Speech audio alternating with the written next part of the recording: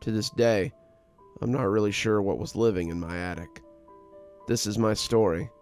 It happened 2 years ago. I was 25 years old and was living in a big old house from the 1920s.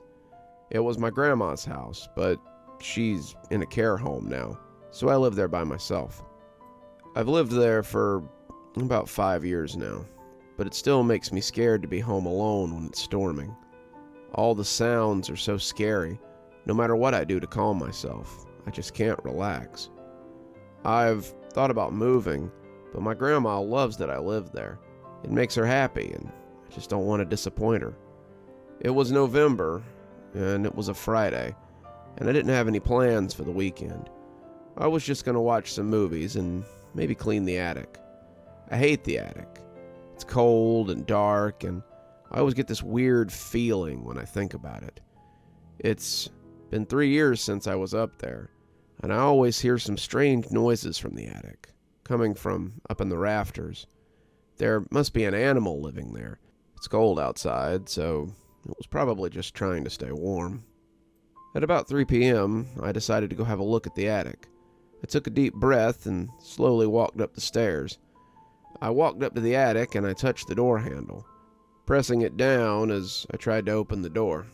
It wouldn't open. I started to push it down, but it felt like something was blocking the door. How was that possible? How could something get in the way from the inside?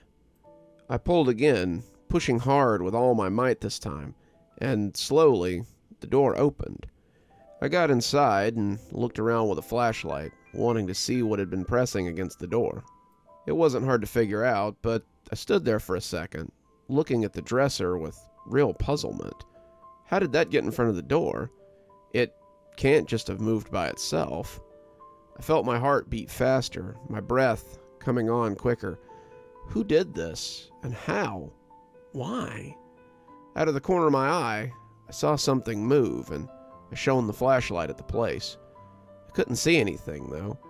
I started to get this overwhelming feeling that I was being watched.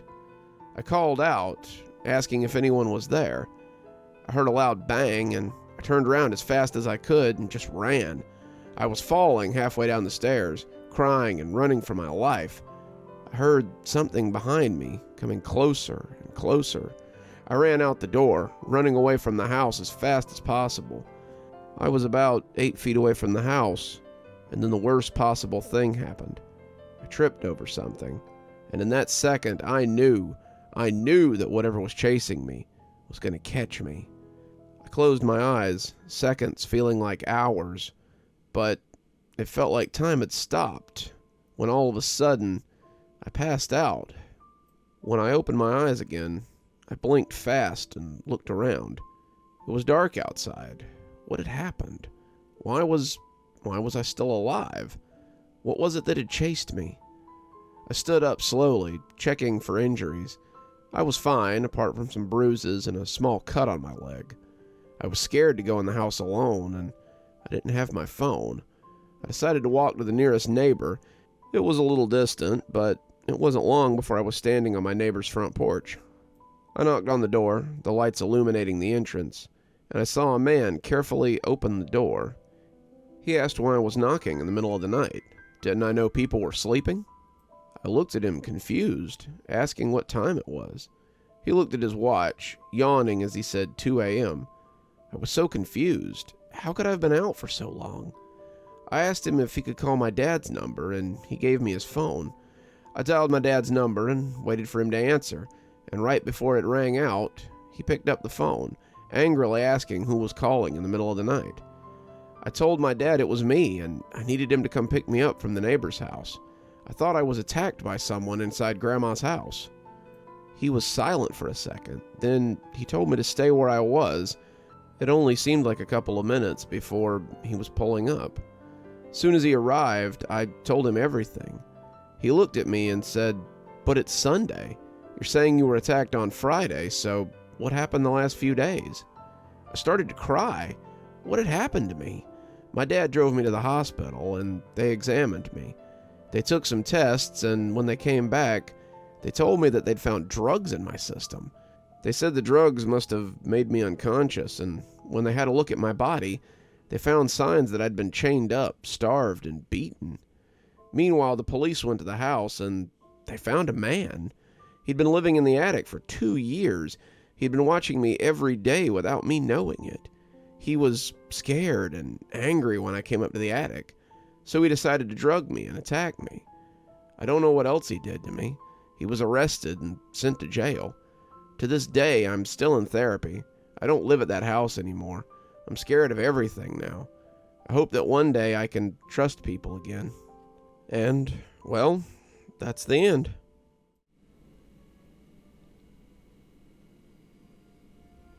Good evening, everyone. It's me, Dr. Plague. Thank you so much for joining me for tonight's story. If you enjoyed tonight's story, why not go ahead and subscribe if you're not already subscribed? Maybe hit that notification bell so you don't miss any of the spooky stuff we do here. If you'd like to get a copy of my latest book, there's a link below. Or if you'd like to support the show more monetarily, you can always come down to Patreon. I have many tiers. I'm sure you'll find something that interests you. If you're interested in my books, I always recommend my Ghostly Reader tier. Ghostly Readers get a copy of my book signed on their doorstep anytime I write one, which is at least twice a year. Patrons always get their spooky a little bit early so they can enjoy them before that night's premiere. And speaking of patrons, let's go ahead and thank them. Thanks to Janet and Winters for being our Spooky Skeleton tier contributors. And thanks to Xaronana, Emily Coltsfoot, Martha, Marianne Schuler, Jennifer Damron, and Tyler Parker for being our Ghostly Reader tier contributors. Thanks, guys. We just couldn't do the show without you. I'm sure by now you can see some videos appearing at the end here. If you think you might like a little more spooky, why not go ahead and click on another one? I'm sure you can handle a little bit more. And as always, thanks for stopping by. Dr. Plague, signing off. Have a wonderful evening.